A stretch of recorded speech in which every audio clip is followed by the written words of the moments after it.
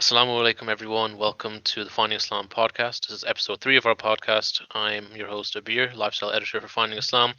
Joining me for today's podcast is brother Shehroze and brother Sayem. Sayem is he's our advisor for the Finding Islam project and the originator of the project. And we're very happily and graciously joined by brother Shehroze, who is a filmmaker based in London. And yeah, Shehroze, if you'd like to maybe just give a quick 2-minute intro on yourself and just so our audience knows a little bit about yourself. Assalamu alaikum. Thank you so much for having me. It's a real pleasure. MashaAllah, the project sounds fantastic, so it's really humbling to be a part of it. Not too much to say. I'm a filmmaker, so I kind of write and direct my own content. It's mainly kind of narrative drama, and I'm hopefully building up to the point where I can direct my first feature film. So feature film, if anyone doesn't know, is like the kind of 2-hour film that you would watch in a cinema when those things still existed, and or kind of TV drama. So like a high-end TV drama, which these days is similar to like feature films.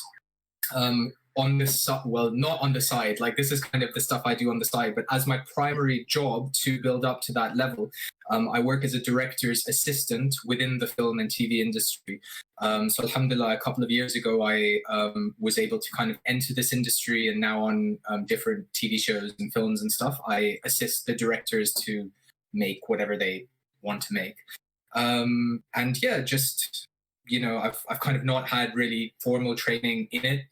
It was just something that I wanted to do from a very, very young age. And I did a few different things that kind of led me up to this path. And it's been a long journey. And I finally feel like I'm hopefully kind of on the road to get somewhere. Inshallah. Inshallah, fantastic. Yeah, I think what's so interesting about kind of your career is how it got started, because like a typical Desi fashion, you didn't immediately kind of study the creative arts, and you weren't kind of going in a creative direction through like your education. You studied a bachelor's in mathematics, correct? And Yeah. it was kind of How during your useful is that degree. degree now, Shehroze? Yeah, I'm wondering the same. So, I mean, depending on, like, it's got so many purposes. Like, one is decoration for the wall. One is, it populates my parents' WhatsApp screens so that they can send it to their friends to be proud of. If anyone ever needs toilet paper or anything, like, alhamdulillah, I've got a good degree, So if anything happens during lockdown, I'm prepared with some extra paper. But no, to be serious, like I'm very, very grateful to have a degree. A lot of people don't get the opportunity to go to university, and so it's a huge kind of blessing from Allah. I didn't want to in the first place, but it is the path that I ended up going down, and I haven't used it since. I haven't used a piece of paper since I graduated, but inevitably in those 3 years, and to have that privilege, you do gain skills and contacts and networks and some kind of benefits in society. So yeah, I mean, I've not used the paper, but alhamdulillah, yeah, I've definitely benefited from it. Alhamdulillah. I think it's certainly not a situation that's like unique to yourself. Like even taking Sayem and myself, I studied chemical engineering. I work as an engineer. Sayem studied law. Works as a lawyer. But we're still, both people with creative interests, and Sam himself is very much into filmmaking. I haven't done much filmmaking. It's something I want to delve more into, and through kind of projects like Finding Islam, I'm doing a lot of writing and creative writing, things like that. But I think one thing I imagine that helped you kind of realize your passion for filmmaking and kind of creative outlets were things like YouTube, and how you would make kind of those skits and things like that, which is how a lot of YouTube creators and I think a lot of social media influencers get started. Really, just they're doing it for fun, and then they realize kind of, this is they want to kind of pursue it further, and they're able to build an audience through it that way and build a skill set through it that way. So I imagine doing that helps a lot for you. Yeah, for sure. So I mean, the two things that have helped me the most are both on YouTube. So one is making content, which there's no substitute for that. You can pay £30,000 a year and go to film school, And really, the most valuable thing you'll get from film school is the opportunity to make films. But you can kind of do that by yourself. You know, it was a little bit trickier when I was young, but it really wasn't that much trickier. Like it's a lot easier now because of phones, right? Like anyone has in their pocket, you know, the ability to record very, very high level footage, right? When I was young, we were kind of just transitioning from like, I mean, I don't know if like we were just behind because I grew up in Abu Dhabi, but I remember us transitioning from floppy disks to CDs. And then, so I started by making stuff on Windows Movie Maker and Microsoft Paint, right? So we'd kind of make frames or cartoons on Microsoft Paint and animate them together in Windows Movie Maker. And I would put them on floppy disks and disseminate to like my classmates in year 5 or 6. The first one was called Troy Enter the Matrix. So it was when Troy had just come out, and we did. It's still on YouTube if anyone actually wants to find it. But we did a reimagining of Troy and the Matrix. And then then they like the first digital cameras had just started becoming something consumers bought, and so we didn't have one, but like my friend's parents had just bought one, and so we used to use that. And those could only take up to like 30 seconds at a time. So like we would like when we'd make cuts in our film, they would be exactly 30 seconds long because you know we weren't actually editing. We were literally just taking 30-second videos and just literally putting them together.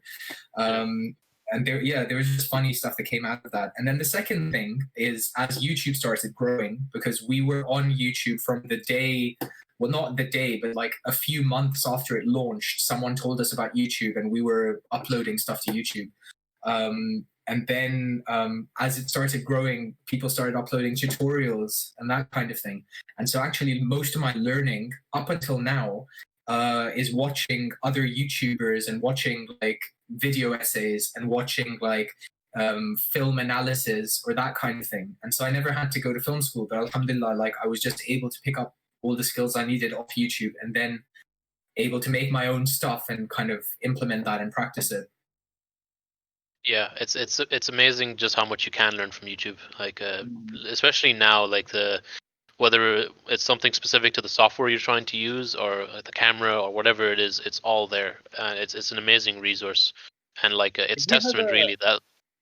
Sorry, Abeer. Did you have a specific YouTuber that you used to follow, or anyone that was quite inspirational to you in terms of content or learning? Yeah, so when I was when I first started like learning stuff off YouTube, I don't think there were that many people like right now, right? Like right now there's tons. Like you could literally learn anything and find anything. And so I remember particularly there was Robert Rodriguez, who's a popular film director. He started making he started with films like Desperado and then Once Upon a Time in Mexico, and then he worked with Quentin Tarantino and made Grindhouse, and he did the Spy Kids trilogy, which is one of his most successful ones. So he's like a big successful director, and his first feature film, which he made in Mexico, was called El Mariachi, which it was very, very famous for being the $7,000 film.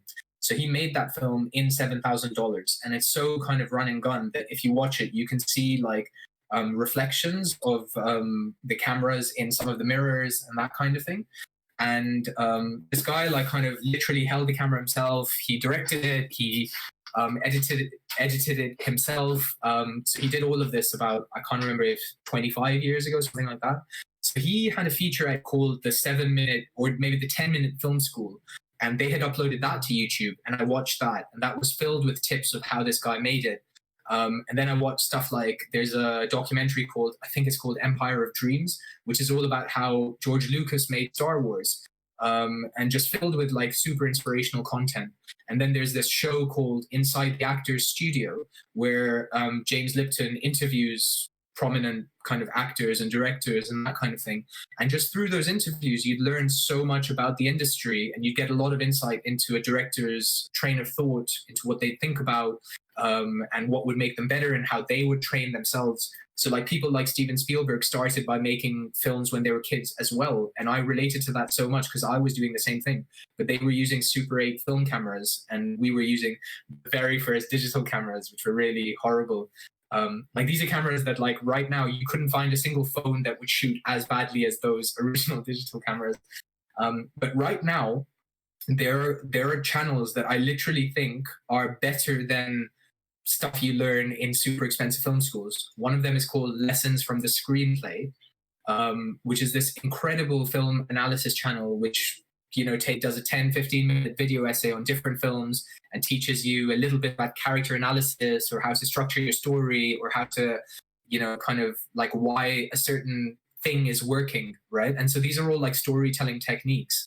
And yeah, there's kind of a channel called Every Frame a Painting, which they don't make it anymore, but they did amazing video essays.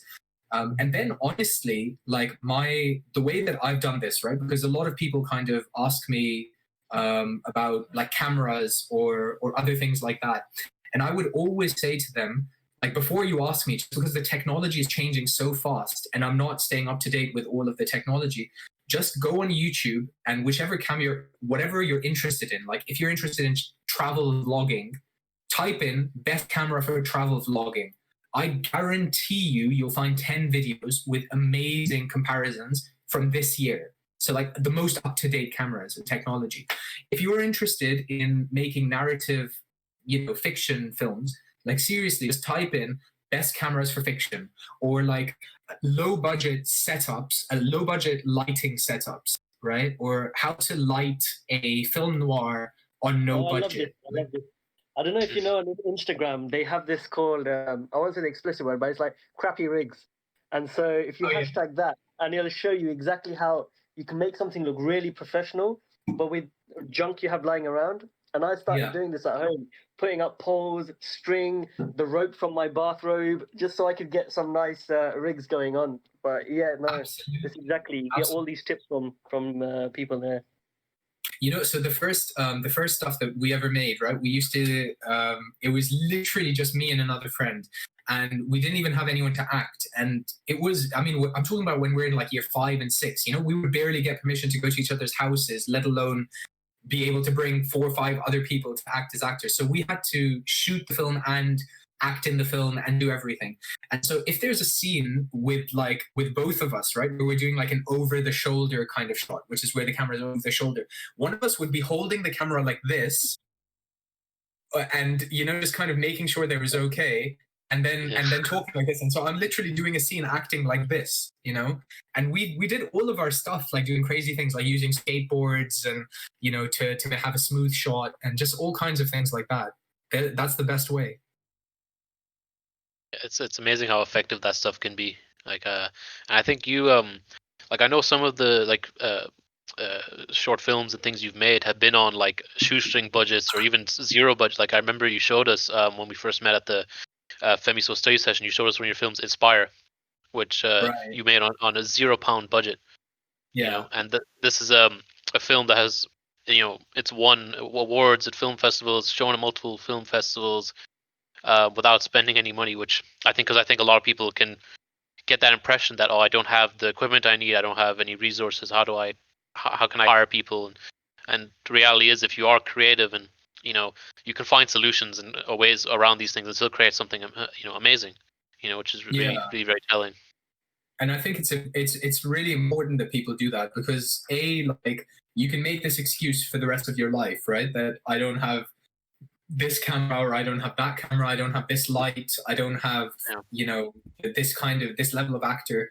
Like you can literally make excuses till the cows come home. But you know, the most important thing is that you keep making films and that you keep trying, but also like you'll come up with your best stuff as well when trying to find creative solutions, right? And there's examples of that on every film, right? Where I mean, the last thing that I was like a director's assistant on was a £21 million show, and literally on that show they were still coming up with cost-cutting measures where like there was supposed to be a car that like drives into the water, and they couldn't do that, and so they had to like completely change that scene and come up with a creative way to shoot it so that it looks like the car's in water, but they don't actually have the car in water.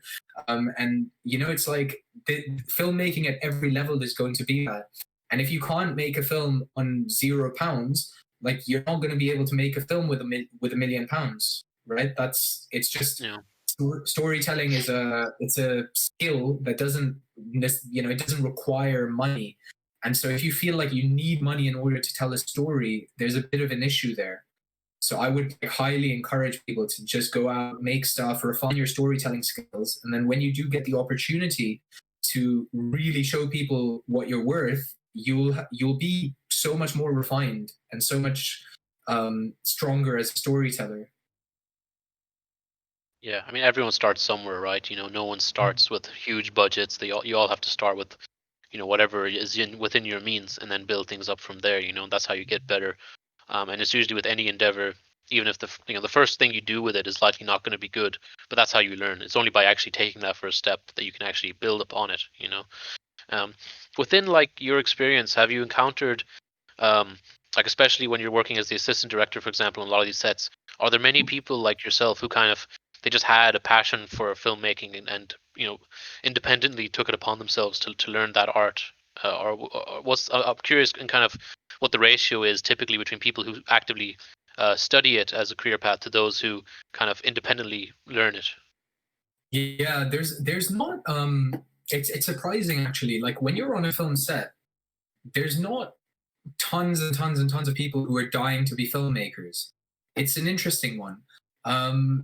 The person who will be a director's assistant will often want to be a director, and so you'll probably have those people who are kind of making short films on the side and writing on the side, doing all that kind of stuff. And that's you definitely find that on every single production.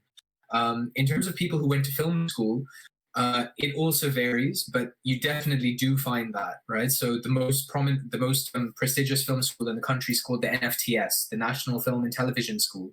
And the last show I worked on, like a bunch of people from our office had graduated from that school, and I was super lucky because I felt like, I mean, there were people kind of at the same positions that I was in, but they had graduated from the production course at the NFTS, which is this incredibly amazing, prestigious course that I've actually applied for the directing course 3 years in a row and not gotten in.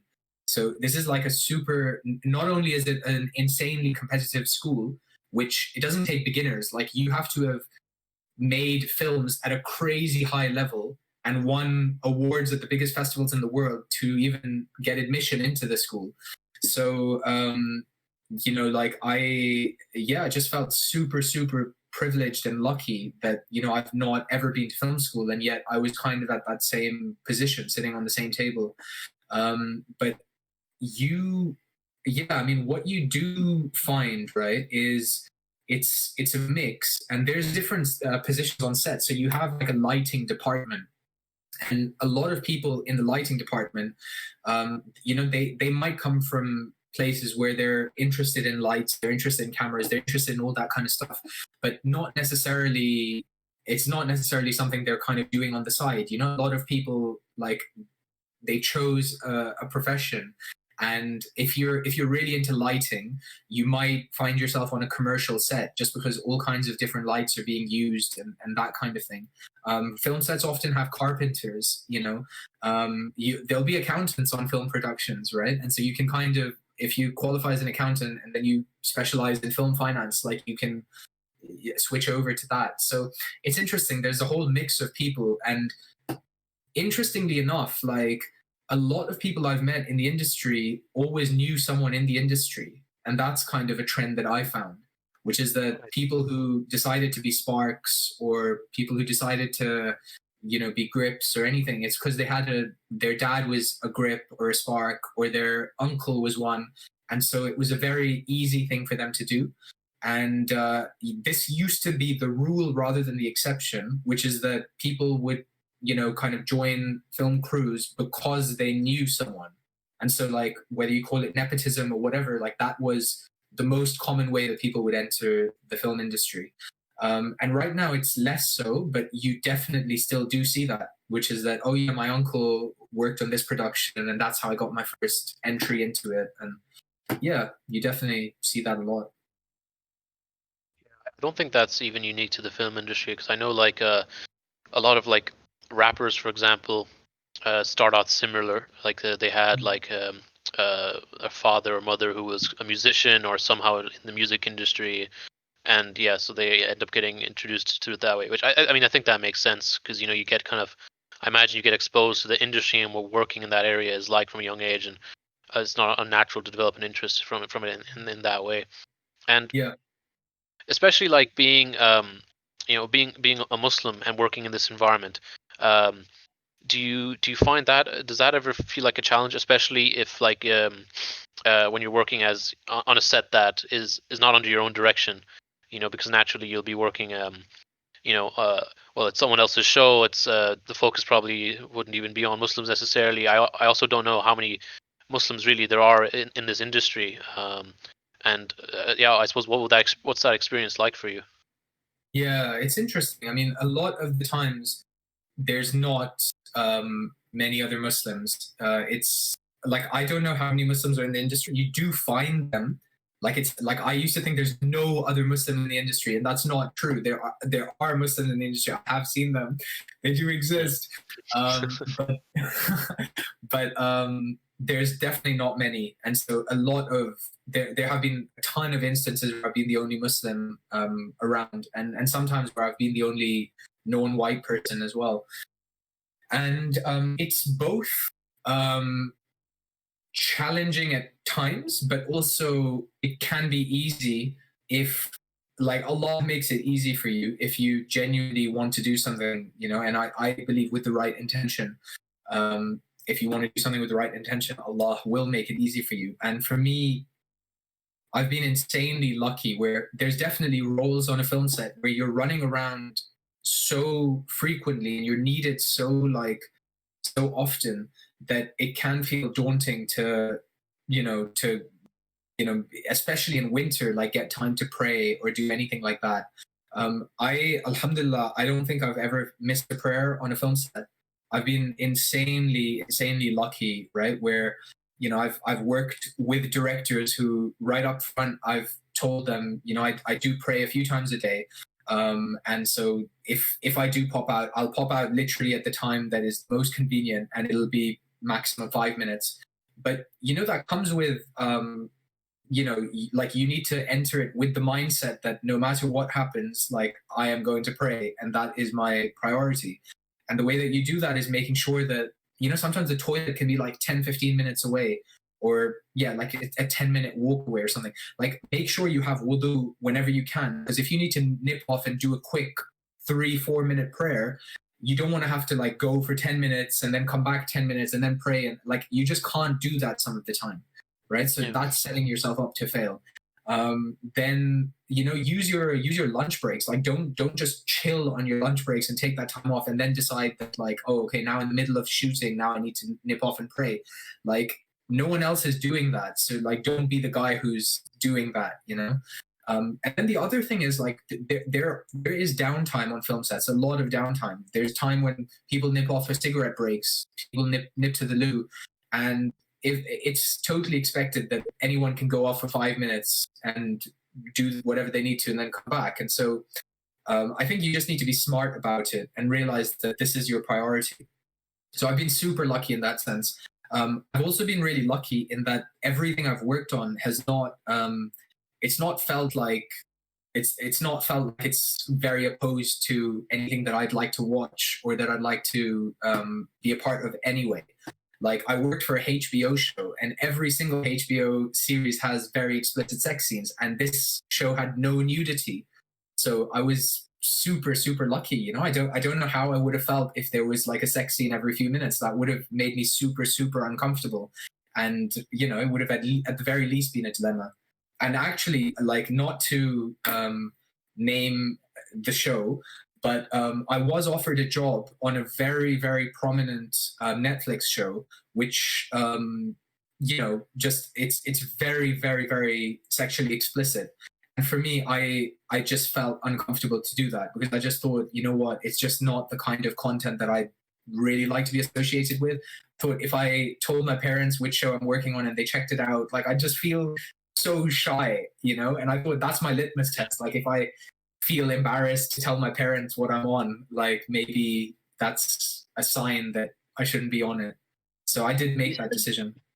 You said something about intention. It might be a bit of an intimate question to ask, but what is your like intention in terms of this industry? So, do you intend to be like a Muslim in this industry, or is there like a specific type of content that you want to make, which is the end goal?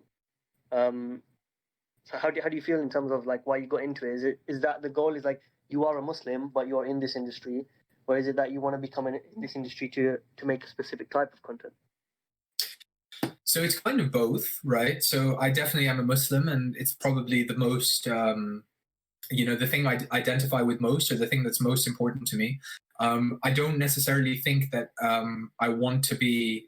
I mean, I don't care that much, right? But because this is kind of how other people label you. But I don't really necessarily want to be the Muslim filmmaker or the filmmaker who is Muslim. Like, I kind of don't want to really be either of those, right? I want to be an individual filmmaker who's recognized for making good films, right? So I want to be. Definitely. It's like this is Shehroze. This guy makes really good stuff. He might be Muslim on the side, but he might make it. Yeah. Yeah, like Dave Chappelle, right? Like I love how the clip did the rounds a few weeks ago, and everyone's like, I had no idea he was Muslim. And that's just interesting. But for me, it's not because I want to keep my Islam to the side, right? It's because for me, I believe in Islam that we should strive to do everything with ihsan. And if I'm doing what I should be doing with ihsan, that means that on my own merits, that I should hopefully get to the point where I'm, kind of reputed as a storyteller or filmmaker. But in addition to that, like for me, the reason that I joined this industry, so sorry, let me turn my thing on mute. The reason that I joined this industry is because the most shaping or the most like kind of influential thing to my thought process and my personality and my ideas on the world, right? As much as I'd like to say it was Islam or the Quran or anything like that when I was young, it really wasn't, because I didn't really start practicing Islam until I was like 18, 19, about 18 years old. Alhamdulillah, I was born into a Muslim family, but it just didn't play that significant a role in my life. But TV did. I watched every episode of Friends. I watched, every film that would come out in the cinemas. And that stuff made a huge impact on the way I look at the world. And I felt like I would experience other people's, kind of like lives through being able to watch TV and film. And so if I look at my views back then and even my views now, they're just so influenced by popular culture and what you see and what you're in what you're watching. And there's so many examples of kind of issues and things that have become so much more mainstream because pop culture made them mainstream. And so for me, that like this idea of using storytelling and creativity to alter mindsets and combat ideologies, that for me is very important. Doesn't mean that everything I'm going to do is going to be super political or super this or super that, right? I'm going to do what I kind of see as fit at the time. But I'm hoping that my end goal is a place where I can make films and art that is super impactful and that can shape people's minds, that can make a difference. And a really good example of someone who's doing that, I think, is Jordan Peele. Who through films like Get Out and Us and stuff like, when you'd never ever see a lead in a horror film be a black person, he made Get Out, which was a film, which was an amazing horror, an amazing comedy, and it was all about racism as well. And I just think that kind of thing makes such a massive impact in culture and in society. Absolutely, yeah. I think it's often a tricky thing to balance because unfortunately, probably regardless of what you do, though, people will want to label you. And the other challenge as well is, regardless of what you do, there's always going to be someone unhappy with what you're doing. Yeah, that's just the especially with social media and how things are. unfortunately, there's just always people, that will view things as, this is haram, or this shouldn't get involved in this, and it's often a hot topic, I think, with any media that gets made by Muslims or is focused on Muslims. And there's definitely a discussion to be had there. Like, there's been a lot of recent shows that caused controversy, like Rami, for example, a very recent one, which caused a lot of controversy around Netflix, was the Cuties, because I'm sure you heard about it as well, Shehroze. It wasn't made by Netflix, but they were bringing it on the platform. It was a French film, and according to like the This the might be the director, one that Shehroze turned down. We don't know. He didn't name it. yes, could be. It could I'm be, not yeah. gonna say, no comment. But yeah, I think it's often a tricky thing because there's definitely a discussion to be had about a lot of these shows, like whether they're um good or bad, or whether they should be they should be critiqued, certainly. But I think as well as all that, um we should try and encourage more Muslims into this space, and also, I think it is possible that very positive media can come out from this. Like for me, the easiest example is Ertugrul. Like it's not necessarily a show that's all about spreading Islam or dawah, but just the setting of it being in uh, historically in a Muslim country, and featuring Muslims who of course lived at that time and so on. It shows that you can frame something around Muslims without Islam necessarily being the be all and end all point, and yet still be effective at showcasing many positives of our religion. Like Ertugrul's become an international sensation. Certainly not limited to Turkey. It's on Netflix and so on. Um, so I think, yeah, there's definitely lots of ways to view it, and I think as long as your intentions are correct and you go about things as best as you can with ihsan, inshallah, there will be barakah in the work you do, and it will still have a positive impact, and be a showcase of positivity for Islam. Even if that's not um, necessarily the pure or necessarily the overall aim of the show. Um, have you dabbled much with kind of the social media influencer space, like particularly with Instagram and now TikTok? It's been a huge thing, and I see more and more young Muslims getting involved in that space. Do you have much, I suppose, insight into it or experience with it? No. You go on TikTok. Shehroze is You're not not on on TikTok. TikTok? I'm not on TikTok. I'm way too old for that, bro. I'm like, Actually, wait, hold on. I think there was going to be a pause earlier when Shehroze was showing his age. People are going to be Googling what on earth a floppy disk is. I remember floppy disks. I still remember floppy, so I feel old too. 1.44 megabytes of space. Max. 1.44 megabytes. That's 1/5 the size of a picture on your phone, like on a decent phone. So yeah, floppy disks are interesting, but no, you know what? Like I think people can do amazing things on social media, like YouTubing. I started up with YouTube. I started off with YouTube and comedy skits, but I haven't done YouTube content in years because YouTubing is a very, very specific kind of filmmaking, and it's just not what my goal is. So I think people who are YouTubers are amazing, but it's just not what I do. It's the same with kind of the influencer space. Like I think it's amazing how someone in their house, in their room, can connect with hundreds of thousands, if not millions of people. And I know people who have like 100,000 followers, 200,000, like people who I just friends. So it's just really it's interesting. It has a lot of kind of amazing uses, but it's just not something that I'm good at, or that I claim to have a great understanding of. Yeah, What, I what, do- mean, what do you guys think? I mean, Simon, I'm assuming you're super savvy with your social media. Sam's on TikTok every night. You know what? I started not started. I made a TikTok account just so I could see what it was. And I'll be honest with you, no offense to anyone who has it, I think it's garbage. Like the Right. amount of content there that it's dumbing people down, and the attention span people have for actual decent content is just going lower and lower and lower. Like if you look at from in various different algorithms for stuff, the shorter videos just come out on top, and anything that's worth watching isn't going to be 15 seconds. And I Mm. think the online space is just being flooded with just irresponsible stuff. I think TikTok, there's some good things, but I don't think it's made for this particular topic that we're talking about. Instagram, I think more so, is developing. They have their own TV format.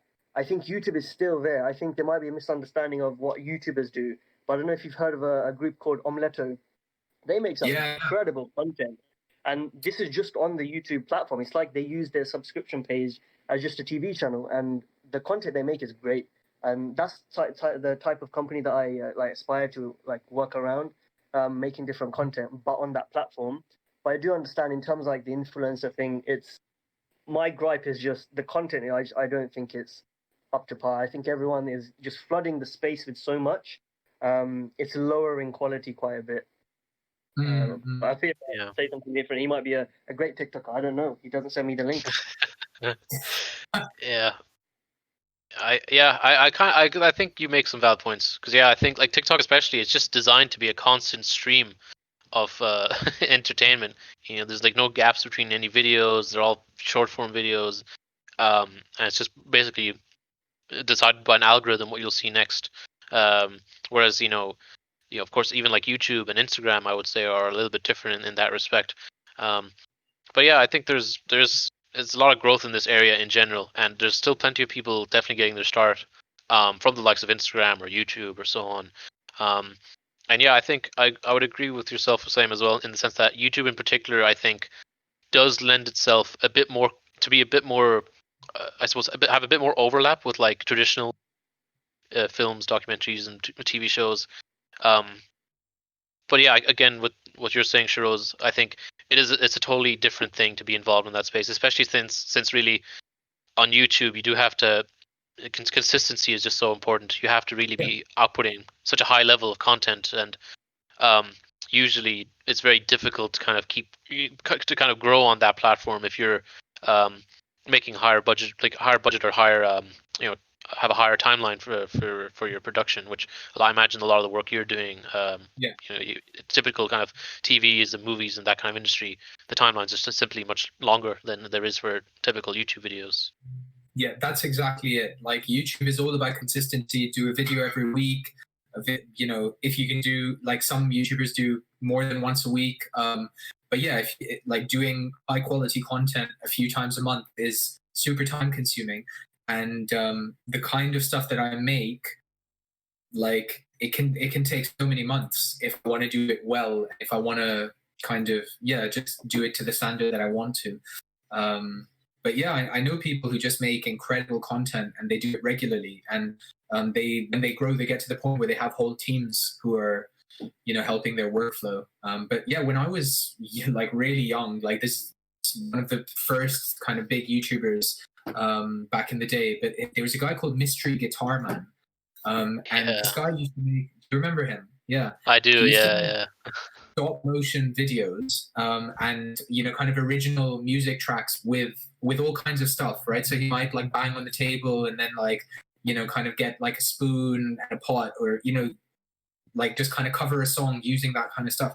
That kind of video, like I can't imagine it would take less than 50 or 60 hours to make, and this guy is churning out twice a week, 2 of those kinds of videos a week. And so that has to be minimum like 3 or 4 people working 12, 13-hour days all week round to make that happen. Like I can't imagine it being done in any other way. So it is interesting. But on your point about attention spans, like the super interesting thing about our day and age is that very, very, very short content is trendy, and very, very, very long form content is trendy. And the in between is kind of missing, which is very odd. But like people will listen to a 4-hour Joe Rogan podcast, and and even watch it on YouTube. Like it's not just people listening to it at the gym or when they're shopping. Like people watch this stuff on YouTube as well. but yeah, that kind of like a good 10-minute video or something, good 15-minute video like that is getting a smaller and smaller audience, surprisingly. Yeah, it's I'm a very big true. I fan was too, thinking of you that. know. I'll see a video, and if it has got a number higher Yeah, than one, I'm like, nope, not today. Like, I'll Yeah, yeah. come back to this I'm tomorrow. the same as well, honestly. Yeah, I am the same. Yeah, we're all good. And you know what the yeah, biggest problem is? Like I've felt this in my life, but I read so much less, and I don't know yeah. why. Like it might be because I'm filling my time with 5-minute YouTube videos all the time, but like I just used to read so much more than I do, and right now I just barely read. It's so frustrating. Yeah, I relate to you there for sure. It's something I have a conscious effort in my mind to read more. I even have books that I recently bought. I still haven't opened them because Yeah, it's so much easier, unfortunately, to just throw open my phone, my iPad, whatever, and just watch YouTube videos and let let the algorithm take me where it wants to take me, yeah, and then end up hours later wondering where did my evening go. yeah. Um, Waking Whereas when I up was in a a kid, it was so much No, I easier was when I gonna was a say kid, waking up in a dark hole with like a bunch of Cheetos and Yeah, stuff around you, just wondering where the exactly. time Yeah, that's a good Friday night for me. went. No, but Classic. it's very true, and yeah, I think it's so interesting that like really long form content, like taking like you mentioned Joe Rogan's podcast, which I think is one of the best examples of that because of how incredibly successful it is. Not only arguably the most successful podcast in the world, but just in general one of the most successful forms of like entertainment media in the world. Every single podcast episode of his gets millions upon millions of views. Um, Yeah. Despite it being 2, 3, 4 hours long. Um, yeah, it's strange that there kind of seems to be an in between, and like sometimes I think it depends on the media as well. Because I remember I started recently rewatching like some of the Harry Potter films with my wife, and um, like the Chamber of Secrets, the second one that's a 3 hour long film, and I couldn't Is believe it. it? I'd forgotten. Yeah, when I was a kid, I didn't realize. But looking back, I can't think of any like current kids film especially that is that long. Normally they max out at 2 hours. So that was very surprising. I think in general films have gotten a lot shorter. I can't like I think the last film I remember it being touted for its screen time was the Irishman because I think it's Mm, almost 4 hours or 3.5 hours something like that. But in yeah. general, yeah, I think it's rare for a film even in Bollywood, which used to be the king of long films. Even then, like it's not as common to have like a 3 hour length film. Yeah. So it's interesting how there's these kind of changes happening in our media. Mm, yeah. Yeah. And I mean, some of that also has to do with like cinemas just becoming a bit less popular, and Yeah, yeah. I mean, there's a lot of different kind of factors to it, but yeah. I mean, when I was kind of like in my teens and stuff, like we would be really excited for like Lord of the Rings or something like that, and the idea of 3.5 hours was exciting to us rather than detracting us. But yeah, I don't know. yeah. It's I don't know. For me anyway, I don't mind going to the cinema, but there's definitely times where I just feel like I can't be bothered. I'd rather just watch it at home because you Yeah. can pause it whenever you want. You don't have to go anywhere. You can just be as comfortable as you want. It's hard to beat that, and especially now, given the current circumstances, unfortunately, a lot of cinemas are once again closed. So there's no choice really. If you want to watch a film, you're watching it at home. These days, and I Mm. suppose that's actually one thing I wanted to ask you. With the current world situation we're in, has that had an impact on your work? So I've been very, very lucky that it's like I've managed, and this is literally some amazing miracle from Allah, but I've managed to pretty much stay employed for most of lockdown, and that's rare because everyone in my industry was affected in some way or another. It was very few of us who weren't. So the people who weren't that affected were people who were working in house. So when you're in a film production, you'll either work in house in a production company as an employee, a production company or any other kind of media agency, or you'll be working on set, and that's more of a freelancer position. So you, like when you're part of a crew, you just move from crew to crew to crew. So if the crew's filming for 6 months, you do 6 months on this film, and then you do 2 months on this film, then you might do 2 weeks on this commercial, and then that's really the life of most people who work on set in the industry. And basically, I was working on set for like a year. I first worked on a TV show, and then I got a film. And as soon as that finished, like I had just had a baby actually, and maybe this is part of the risk from Allah, but the first break I got on that HBO show was very soon after having a baby. And it was a huge blessing for me because I'd been trying to break into the industry for so long. So I'm so immensely grateful about it. But at the same time, it came with so many challenges because, obviously my wife was taking care of the baby by herself, which is extremely challenging in and of itself. I was spending so much time away from my new baby who, I was really just desperate to spend as much time with as possible. And film sets, you're doing like 13-hour days, 14-hour days, sometimes 15-hour days, like with traveling 2 hours away to weird and random locations. And then I ended up getting an in-house job, actually. And a big rationale for me to get that was I just wanted to, after spending like 7 or 8 months on set, I just wanted to have a little bit more time with my family, have a little bit more normalcy, work a bit kind of 9 till 6 or 7, rather than just being away all the time. And because I did that, I was able to get furloughed during lockdown. And then after the furlough finished, there were some other stuff that came up, and then I got onto a production as soon as lockdown finished. So that's quite a fortunate situation for me. But it did affect everyone. Like people who were working on from everything from Bond to Batman to like the biggest films and TV shows in the world, like they just suddenly went out of employment. SubhanAllah, yeah.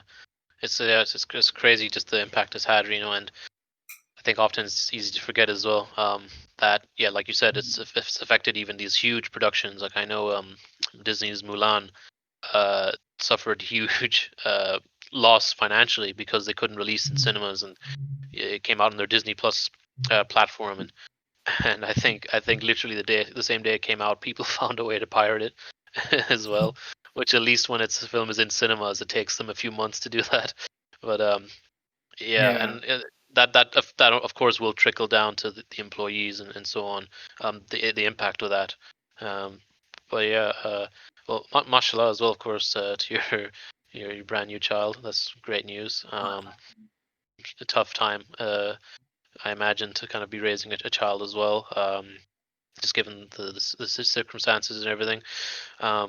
That's amazing to hear. Kind of how you've it feels like it's been so little time, but yeah, I forget it's been 10 months now, really, that we've been in this lockdown period. It keeps coming back on and off, really. That you've been able to keep yourself going, which alhamdulillah is fantastic. In terms of like the projects you're currently working on, because I know you've done like a mixture of things, whether it's short films and like documentaries. These two types of these two genres alone are so different. And how has the experience been like between shooting and directing like a short film and like a documentary? And kind of, do you have a preference for one or the other, or are they both just kind of different? Yeah, no, they're very, very different actually. And yeah, I have a big preference for drama and like scripted fiction, so scripted films. And that's just because I watch way more drama and like feature films, like scripted stuff, than I do documentaries. So I like and enjoy documentaries as well. And yeah, I've not done that much work in documentary making, but I have had a big, a very kind of big opportunity to direct some short documentaries for TV.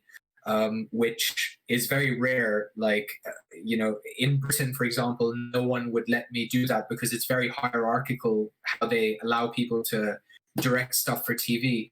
But I actually kind of won a funding bid in the Middle East, and because of that, they just kind of gave me a pot of money to to kind of make the film that I wanted to make. which is very rare. And it was a crazy experience, actually. Let me tell you the story. Like, so there was this film fund called I'll just say what it's Qumrah. So QOMRAH, and they broadcast on NBC, which is the Middle East Broadcasting Center. It's the Middle East equivalent of the BBC. And they had this show every Ramadan where they'd have 30 episodes, and each episode would be a different submission from a filmmaker. So they commissioned 40 films and then narrow down 30 films to be broadcast. And so I applied for this funding. Yeah, I applied for this funding, and I got an email like months later, like literally like 4 months later, all in Arabic. And I didn't know what it said. Like, my Arabic's very, very bad. So I just emailed them and said, hey, I'm sorry, I don't understand Arabic. Do you think you could send me this in English? And then I tried to Google Translate it, but it was really bad. And I think Google Translate's better now. But at that time, like 4 years ago, it was just not doing the job. So then, like a day later, they sent me another email fully in Arabic, and I just didn't understand it. So I kind of ignored it, and I sent it to a friend and said, like, what are they saying? And the friend also, I don't know if he was messing with me or what, but he just didn't tell me exactly what it said. He said, oh, it says that, like, you might be up for this, and that, they might get in touch or something like that. And so I don't know what the content of the email was. Anyway, like, a few weeks after that, like, I get a phone call like super early in the morning, like really early in the morning, or maybe I was just waking up late in those days, and so it was like 1 p.m. but I just used to wake up then. But yeah, I got this phone call from someone saying, oh, hey, we're ready to transfer you the money, so how would you like it? Would you like it like 50% upfront and 50% later, or how would you like it?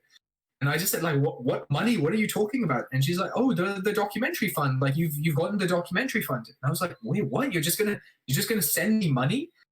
And she's like, yeah, just send me your details. It's like this never happens. Like, you usually have to go through so much hassle to get a hold of the money, and they'll usually give you like hundreds of pounds at a time based on your costs. They just don't give you money up front. So yeah, that was that. Like, a week later, I had all of like 70% of the documentary fund in my bank account, and they didn't have any checks or bounds. Like, I could have walked away with the money, and they wouldn't have had any way to even check that I had done anything. And so I just decided to spend that money and go to Kenya and take a director of photography with me, and we just shot a tea documentary over there. And they aired it on the NBC channel. So a crazy opportunity. It's not going to help me direct something in Britain, to be honest, because Britain's very hierarchical. But yeah, I got to direct stuff for TV in the Middle East, and it was a crazy experience. Oh no, that. Yeah, I can't imagine the shock you must have had on that when you got that phone call. And like, another part of this is, like, I was really struggling before that. Like, it came at a time when I could not catch a break. Like, I mean, I doubt that we have time to go into all of this, but like, the amount of opportunities I've had that have been like, where I felt like I've almost made it, and then just it's not come through. Like, I probably have like 20 of those stories just sitting in my pocket. Like, this is the industry. Like, this is the nature of the industry, that you just get so close, but you're always just so far as well. Yeah. Yeah, I remember that actually reminds me. I read the biography for the comedian Kevin Hart. Yeah. And he has so many stories similar to that. Like, I remember he had one where he'd been like the pilot for his like a sitcom that would have been loosely based on like him and his family had been accepted. And then literally, like, they shot the pilot, everything looks like it's good to go, and then he just like, his agent gets a call saying, yeah, sorry, we can't go ahead with this anymore. And to feel like to be that close, to like think that, oh, I've done it. This is like, getting a pilot accepted is I can, from what I understand, is an exceptionally difficult thing to do in Hollywood, or in any area of for filming, really, whether it's USA or UK or wherever. And he did that, and then got it taken away from him. and then it happened again later. His sitcom was accepted again, and then then exact same thing happened. Studio said, "Sorry, we can no longer go with this." And yet, despite that, um, he took it on the chin and kind of just kept going. And at that time, he had many comedy shows and so on. It was well known, but he still was struggling. Um, in LA, trying to get something big. And then you look at him now, and he's like the biggest comedian in the world. He's a leading A-lister in Hollywood. Um, so I think it shows you do have to be tenacious, to work in this industry. Um, and unfortunately, it's just the nature of it, where things can seem like they're within palm's reach, and then someone takes it away from you. You kind of just have to keep going. It's a marathon, really. Um, so yeah, that's that's really interesting that you had that experience, and something you're so fortunate, like that opportunity come to you. Um, and you have a few projects at the minute. Yeah, I know you have you've a drama that you're going to focus on the Syrian conflict. So is that in production at the minute, or is that something that you'll be aiming to do soon? So that's been in development for a while. So at the moment, like it's not being greenlit, so it's not really moving. It's a bit static. But it's something like I made a short film, which was a very very very rough proof of concept for what could be extended into a feature film. The short film is called The Letter, and that's online. And the feature film would be called The Refugee, and it would be kind of a true story of what starts as a love story and is about this estranged couple. One partner, like the woman, is living in Britain and the male is living in Syria, and the male kind of gets he goes through a bit of a tumultuous journey, which is based on very very true stories that exist. Kind of stopped by the regime, disappears for a few years, kind of appears again in a refugee camp in Lebanon or somewhere, and kind of like what happens beyond that, and then how does that affect the relationships that you have afterwards, in terms of everything, post-traumatic stress, and just going through that. I mean, going through that for the person who's involved in the conflict is kind of transformative enough. But for people who are even loosely connected, who have family abroad, British Syrians, like it's equally, or it's very much something that shapes them as well. So that's been a project that I've had in development for a while, and just kind of waiting for that to get greenlit. But yeah, this kind of, especially as a filmmaker, if you want to write and direct, like you kind of need like 10 different projects at any one time, at different stages of development, ready to go. And so yeah, I've got like a couple of feature films that I'm writing. Some are at script stage, some are at treatment stage. I've got a TV series that I'm pitching. Inshallah, please make dua. If that happens, it would be great. I've got like my next. So I've just shot 2 short films. One of them is coming out hopefully next month, and it'll probably be on the MYM YouTube channel. So MYM is like Sayem mentioned, Omeletto, which is probably the best short film platform in the world. MYM is probably the best youth content platform that exists, or at least that I've seen.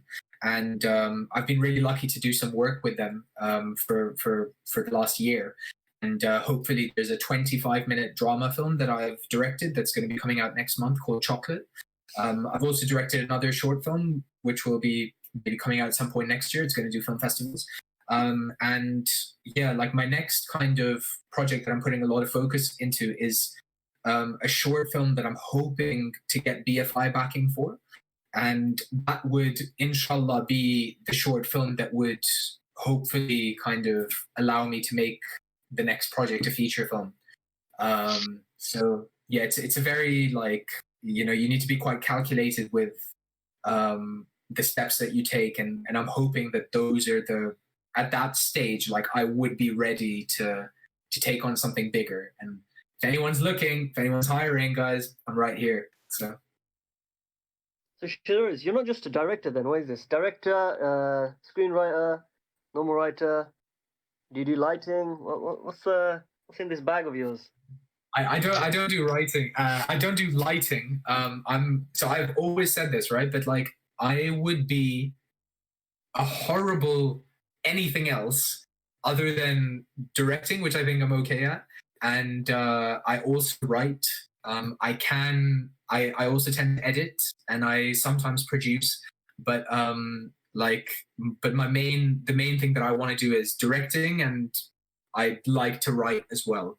Anything else, I'm just a bit rubbish at. So I just I wouldn't be great at it. So these projects that you mentioned, so these are things that your own projects that you've started from scratch, or are you like a director for it, or are you writing for it? So how do these projects work in your capacity? Yeah, the personal projects, which I've just been working on for a while, are all my own projects, and so most people in my position would be kind of earning money through doing some kind of work, either that's in the industry or that's outside the industry. So you might get like an engineer who on the side is developing their short films and feature films. Or you have people who work in the industry, and alhamdulillah, I've been blessed to be able to do that. So I work as a director's assistant, and I make my income through working on those productions. And then on the side, this is like what I do is I develop my own scripts and short films, and I get a producer attached to those projects. And then with the producer, you apply for funding, and you go and you meet other production companies and look for collaborations, and then you might pitch projects to production companies. And so yeah, there's just this whole portfolio of stuff that I'm writing, or that I've written, or that I've collaborated with other people on, and we're hopefully trying to get that stuff greenlit. Fantastic. Sounds great. So yeah, you have a lot of things going on. It's not a case of you have one sole focus. You've your hand in kind of a different, quite a few pots, which is interesting. In terms of like other aspiring filmmakers or other Muslims who want to get into this industry, would you have any advice for them, or has there been anything in particular that you think has basically been instrumental in kind of getting you to where you are today? Yeah, I think it's important to like we said before, it's immensely important to make your own stuff and to not make excuses. It's super like it's a really cyclical trap, where you can just kind of be procrastinating and pushing that forward. And what I'd say is like you said this first, Abeer, right, which is that the first few things that you do will not be good. And there's no filmmaker whose first thing that they ever did was good. So I would not be hard on yourself, and I would absolutely just go out and make your thing. I wouldn't be too precious about this kind of everyone has this like $20 million idea that they think like, oh, if anyone hears this idea, then my career is going to be ruined. Like the reason that it doesn't work like that is because if you are going to be a successful writer or director, like it won't be because of one project. It'll be because you consistently direct good films and you consistently write good films. So the idea of having that one project that's going to change things, like it won't happen, because hopefully then the project you'll make after that will be even better, and that's what we should aspire to. So man, I cannot emphasize enough how important it is to make your own stuff, as bad as you think it is, as excruciating as it is to take a great idea and to kind of see it a bit watered down. Just do it. And the second thing I'd say is like write stuff according to, first of all, just write stuff, right? Even if you're not a writer, just write stuff, because writing is free. Like no one can police your ideas, and so like it's just something we should all be doing, right? But then I'd say write according to what you have around you. So I've always done this, and I still do this up until now. It's very rare that I don't have a bit of a think about the resources I have. So when I was a lot younger, right, I would be or take Inspire, for example, right? Inspire is a 5-minute short film that we had no budget for. And so we just thought, what do we have access to, right? Like, okay, we need permission to shoot on the tube, but with a small camera, we can probably get away with just like run and gun, just shooting something on the tube, getting out. Okay, train station. Which friends' houses do we think we can use? What do they have available? Which of our friends looks like a parent, and which of our friends looks like a child? Or has younger siblings that we can use as children. Just like all of these kinds of stuff. Like, oh, my friend goes to Queen Mary University. There's like a graveyard in Queen Mary University. Oh, cool, we've got a graveyard sorted. Like all of those kinds of things, right? Like write according to what you have. If you're writing a huge monster movie that requires like big explosions and stuff, it's going to take so long to get that made.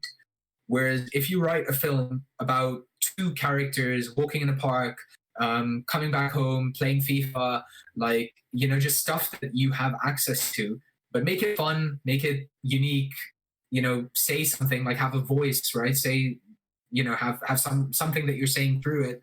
Then that is the film that you will complete, and completing a film is so important.